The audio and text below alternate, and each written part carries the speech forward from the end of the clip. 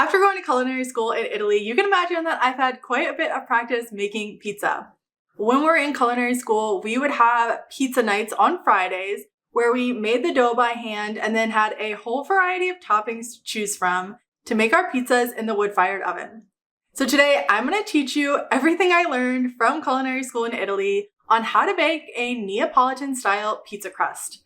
This pizza is from the region of Campania in Italy, specifically from the city of Naples.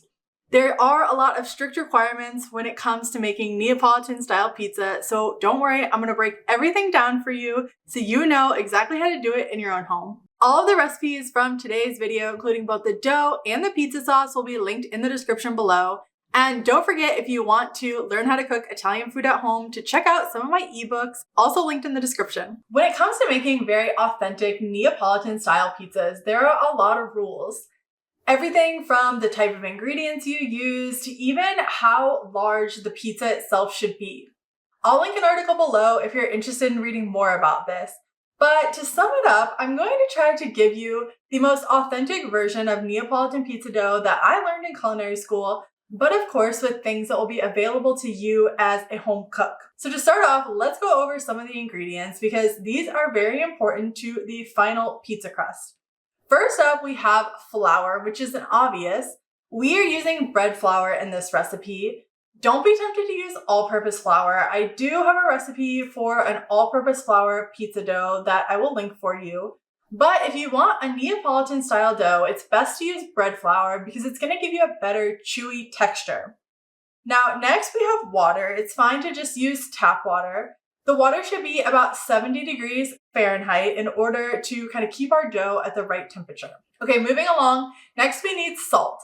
Salt, it sounds like a lot of salt in the recipe, but trust me, you need it. We are making 5 actual pans of pizza, so an individual serving of pizza. So that's quite a bit of dough, meaning that you need a lot of salt to help add flavor to the bread. So don't skip out on this. I like to use fine sea salt to help it evenly distribute throughout the dough. And finally, we have active dry yeast. You don't want to use instant yeast, and the reason for this is because the pizza needs to sit and ferment for 48 hours after we shape it. Instant yeast tends to, obviously it says it in its name, it's instant, it gives you the results that you want, but it doesn't give you the flavor that you want. So make sure that you're using either active dry yeast, or if you can get your hands on fresh yeast, that will work too, although you will need to convert the amount you use. Up next for toppings, when we're talking traditional Neapolitan style dough, it's very simple. You cook the dough with some pizza sauce, and I'll link my recipe for pizza sauce below, but this is very simple. It's literally just tomatoes, you can use either canned or fresh, that have been blended down with some salt and pepper. Simple but delicious, especially when you have in-season summer tomatoes. Next, we have some mozzarella cheese. If you use fresh mozzarella or fior di latte, you don't want to cook this. That is definitely considered a sin in Italy. We learned that, and I will never again put it in the oven. But if you want to cook the cheese, you can use a part skim, low moisture mozzarella that's able to be melted in a pizza oven. And finally, you can use some fresh basil along with a drizzle of olive oil for the final touches on your Neapolitan style pizza. All right, now that you know all about the ingredients, let's get into actually making this dough. The first thing you want to do before we start making the dough is grab your stand mixer with a dough hook attachment. Then we are going to add the fine sea salt to the water and just whisk this until it's combined.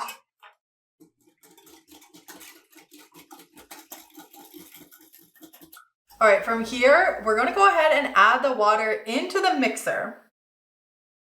Now the trick is to do this without spilling it everywhere.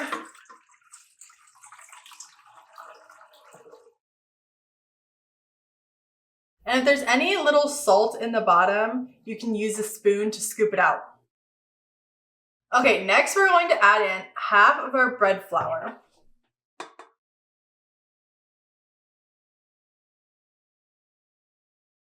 It doesn't have to be equal by any means, so just kind of eyeball it. And then what I like to do, because we're eventually going to have to add in this second batch of flour along with the yeast, I go ahead and just sprinkle the yeast in so it's already there and you don't have to think about it. All right, next we're going to start the mixer and allow this to mix just until the water and the flour start to combine. You may also need to scrape down the sides of the mixer as you're doing this process. Just make sure that all the flour is incorporated, again, depending on how well your mixer can combine it all. The flour and water combining looks good at this point. So we will go ahead and add in our second batch of flour and yeast. The other part of this is, again, getting it in the mixer and seeing if you can actually stay clean throughout this cooking process. This time we're going to start the mixer again. You want to kick up the speed a little just to help all of that flour to combine. Once you see a shaggy dough start forming, then we'll bump the mixer up to high speed and allow the dough to knead for a full 7 minutes. Make sure you don't cut this time short because this is what gives your pizza great crumb and great texture. You need to allow the flour to fully mix with the water in order for gluten to form. I'll show you a little trick on how to make sure that your dough is fully kneaded once we're done with this step. At this point, the dough has kneaded for a full 7 minutes, so we're going to check if it's ready by using this test that's called the window pane test. This is something that bread bakers often use to see if you have developed enough gluten that the bread has appropriate structure. So you just go ahead and you tear off a little piece of your dough, and then you stretch it out until it's very thin. The goal is to be able to see light through your dough without it tearing. This indicates that the proper amount of gluten has formed, and you can see the web fibers that have developed as the flour mixed with the water. If you're to that point and your dough isn't easily tearing, then you know you're ready. If not, continue mixing for a few more minutes until you reach that stage. Then at this point, we are going to go ahead and transfer our dough to a container and allow it to rest for an hour. In order to prep the container, you'll want just a little bit of olive oil that you can rub around in the container. This just ensures that your dough won't stick. I love these big dough containers. They're very useful, especially if you like to make pizza dough and or bread. So grab your dough out of your mixer and we're going to form it into a circle. Every time we're working with the dough, we just want to keep it as clean and as organized as possible, which is why we want to roll it into a ball before we place it into the container. We're going to cover this with plastic wrap and then allow the dough to sit for an hour. This allows the gluten time to rest, and then we'll come back and shape all of our dough balls. Now that our pizza dough has rested for an hour, it's time to shape and divide our dough. So because we oiled this, it should be very easy to get the dough out of the container. Then you're gonna need a kitchen scale. If you don't have one, you can try to divide this dough into 5 even pieces, but I really like to have my pizzas exactly all the same size so they cook at the same temperature and time. So I'm gonna go ahead and divide these into 280 gram or 9.9 ounce balls. You'll just grab a piece and weigh it and see how close you were. Very close on this one. That's a little over. It doesn't have to be 100% exact, but I do like to try to get to as close to 80 as I can. So after that, you're gonna go ahead and shape your dough ball. So I like to start by rolling it kind of into a ball, just like we did before.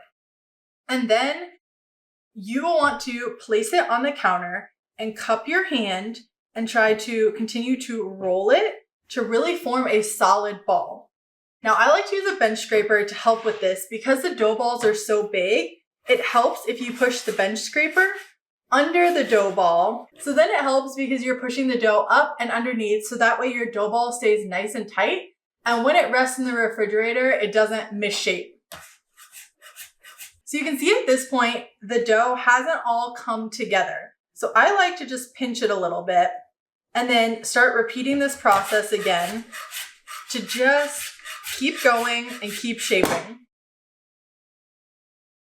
Takes a little bit of time, but in order to get really circular pizzas, you want to try to get these dough balls as round as possible. At this point, it's pretty much closed up, so you can set it in a container. You'll want a container that you're able to leave in the refrigerator for 2 days, I will link the one that I'm using below. It has a lid and it's very useful for not only pizza dough, but if you have to let bread rest as well. So I'm gonna go ahead and just continue this process until I have measured and shaped all 5 of my pizza dough balls. I have my last dough ball that I am setting in my container, and then we will go ahead and put the lid on, and these go into the fridge for 48 hours to rest. 48 hours sounds like a long resting time, but again, this is something that is unique to Neapolitan style dough, and it's what gives our dough a lot of flavor. I have had so many friends try this recipe and they all comment that the crust is not only does it have a great texture, but it also has such a great flavor all on its own. And that comes from resting in the refrigerator for 48 hours. If you want and you're like me and you have a bad memory, you can place a piece of tape on your container that says when the dough will be ready. And this gives you an idea of when you need to use the dough. So if you're prepping it for a party, you can make it 2 days in advance, which is great in my opinion, so that way you don't have to worry about it when it comes to the day of the party. So place this in the fridge and then we'll come back when this is ready and I'll show you how to shape and bake the pizzas. After the dough has rested in the refrigerator for 48 hours, which yes, I know that's a long time to wait, but trust me, flavor is going to be worth it. It's time to shape and cook our pizzas. So at this point, you want to take the dough out and allow it to come to room temperature before working with it. If you try to work with cold dough, it's not going to work and it's not going to be properly shaped. So have the time and patience if you're going to make Neapolitan style dough. At this point, we are going to grab one piece of dough and I'm going to show you how to shape it. I like to use a bench scraper for this process. It just helps you easily move the dough. And then you'll also want a bowl of flour so we can dip the dough into it, and this helps prevent any sticking. Once you have your dough ball, we're going to go ahead and dunk it in some flour. You'll want to coat both sides with flour because the dough can tend to be sticky, and this just helps ensure that it doesn't stick to your hands. Now the goal at all times with our dough is to try to keep it as round as possible in order to get a perfectly circular pizza. Obviously that comes with practice. I myself am still practicing, but try to keep this in the back of your mind as you're working with the dough and just have some patience. So the first thing we need to do to roll out our dough is we're first going to use our fingertips to create a little indentation along the outer edge of the pizza crust. You can think of this almost as the portion of the pizza that's the crust that you grab when you eat it. So we'll go around there and just make an indentation. And then we're going to start using our hands in the middle and gently pushing the pizza kind of outward. This part is a little bit harder because you're working in such a small, tight space. But as the pizza slowly starts to get bigger, you can start using the palm of your hand, kind of like this outer portion, and doing this motion where you're stretching it in both directions. Now we're looking for a pizza that's about 13 inches wide or 33 centimeters. This takes a while to stretch the dough. Now once you get it to kind of this like medium size, you can pick it up with your knuckles and allow gravity to help you stretch this dough. The dough will stretch a lot further than it looks like it will stretch, but you have to give it a little bit of time and of course work it in the right ways. So for this stage, always use your knuckles. If you use your fingertips, you could rip through the dough and just do this very gently and carefully. Those people that throw the dough up in the air have a lot of practice, so I wouldn't go trying that. You can maybe do a little shuffle as the pizza continues to get wider. And you'll see we've already stretched it out quite a bit. So keep moving it with your palms, stretching it until you have about 13 inches wide. And then it's time to add our toppings. If at any point you notice the dough sticking, you can always grab a little bit more flour and kind of throw it under the dough. This just ensures we don't have any stickage on the bottom. All right, so we're at a good place with our pizza crust. I'm gonna go ahead and grab my sauce and my cheese. Like I mentioned, this is a homemade pizza sauce and it's actually no cook. It's a very simple sauce, but that's what's classic for a Neapolitan style pizza. So you'll go ahead and ladle some onto your crust. Now you don't want too much sauce, otherwise it will weigh the pizza down. and it will be really hard to move in order to cook. So a little bit goes a long way. You can spread it along the side of your pizza.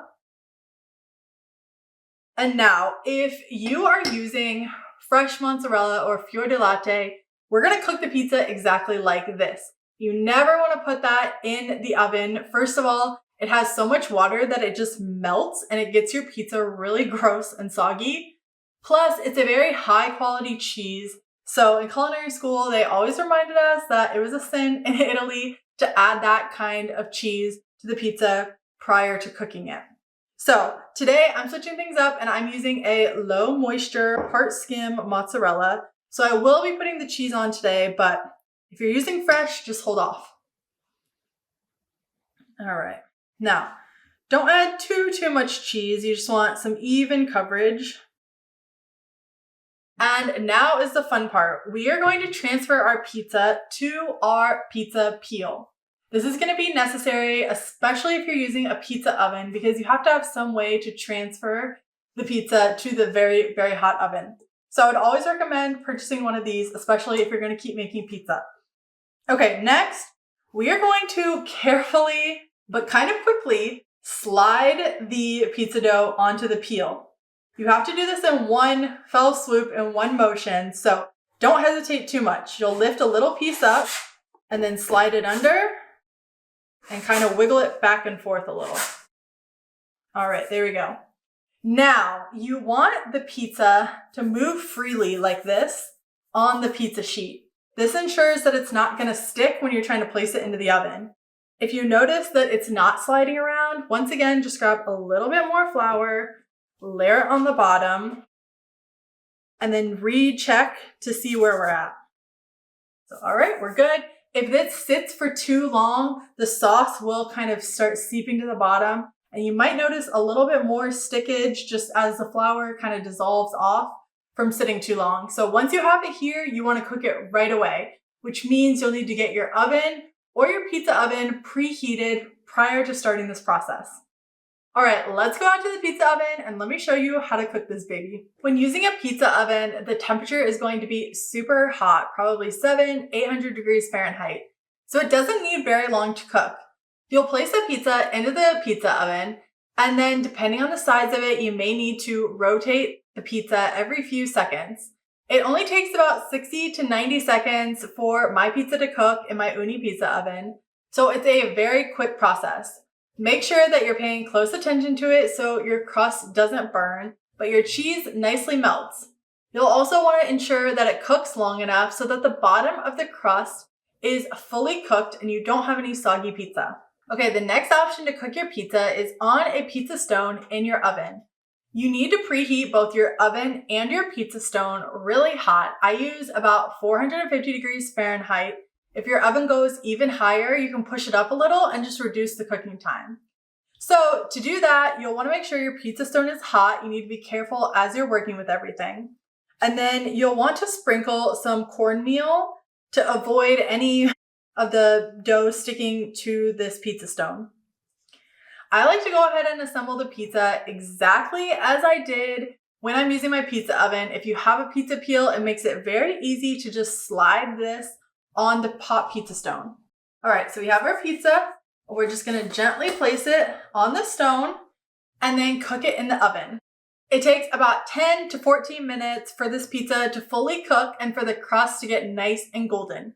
Keep an eye on it, especially if it's your first time, to kind of gauge what time works best for your oven. Now that both of our pizzas have been cooked, no matter what method you use, they are both looking great. They're both gonna taste delicious. So we need the final touch of some fresh basil.